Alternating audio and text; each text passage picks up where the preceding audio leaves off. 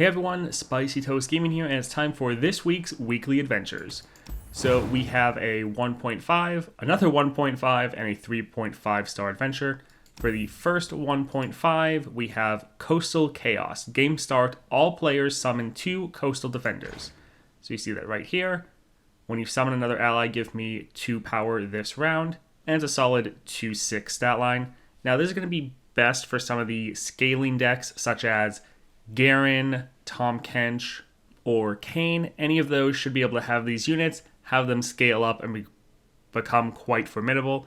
Also, if you go with Set, he has some items on his coastal defenders since he has them in his deck, so his will also be a little bit stronger than the enemies. But these will also be great for some of those swarm playstyles where you're summoning a bunch of other units so you can get their special effect to trigger. So like Poro King or Misfortune, they'll be able to summon a whole bunch of units, which will help these coastal defenders scale up, although it will just be temporary because it's just give, so it's just going to be for the round. But really, any of those scaling decks should be great for this. Next up, we have Misfortune with School Assembly. Game start, all players summon a Mana Soul student. So each round, the first time you play a fast spell, slow spell, or skill, play Magic Embers.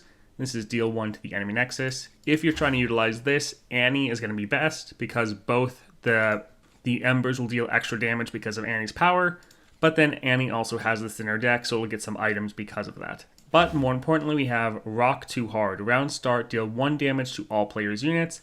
This will be amazing for Tahm Kench. He will be the best for this adventure because every round when this goes off, it deals 1 to all your units, and then your units are going to go up by 2/2 if you have your Tahm Kench at 3 stars.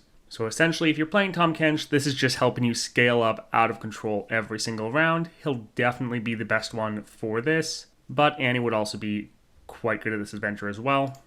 Both these are just 1.5 though, so they should be relatively easy. Last up, we have the 3.5 with Take Flight. When the foe gets the attack token, they summon a Fleet Feather Tracker, so you see that right here.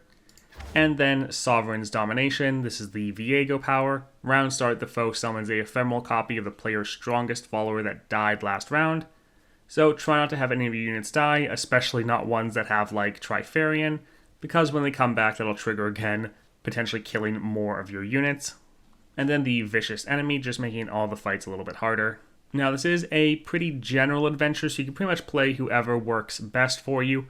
But you might want to go for some units that have a little bit of CC to either deal with the ephemeral copies that the enemy summoning, as well as the Fleet Feather Tracker. Also, since the Fleet Feather Tracker is a fairly weak card, some of the decks that scale off of hitting enemy units, like Garen or Kayn, would be able to benefit pretty well from this, especially Kayn, since his unit should be able to kill this Fleet Feather Tracker fairly easily, helping them scale up. And then with Garen, you have your single combat where one of your units and the enemy unit strike each other. You're often wanting to do that, but sometimes with Garen, you can just kill the entire enemy board so you don't have anyone left to strike. So them summoning some of these weaker units for free can actually be a benefit for you. And then going someone like Annie, Yasuo, or Ashe, they'll be able to frostbite or stun either the Fleet Feather Tracker or the Ephemeral, just making it so these powers aren't really an issue for you. But again, these powers are fairly general, so you can pretty much play whoever you want, and you shouldn't really get countered by any of these too hard. Although one thing I will say, you probably want to avoid Gwen or Misfortune, because you're summoning ephemeral units, and so you're always going to have a unit die at the end of the round, which means the enemy is always going to have a unit at the end of the round. So potentially avoid those champions that summon ephemerals, but other than that, probably play whoever you want and you should be fine. Alright, that's it for these weeklies. They are a bit more important now since they're able to give you that Stardust if you get duplicates. If you have any tips for your fellow players, leave them down below. I hope you all have a great day and a great week.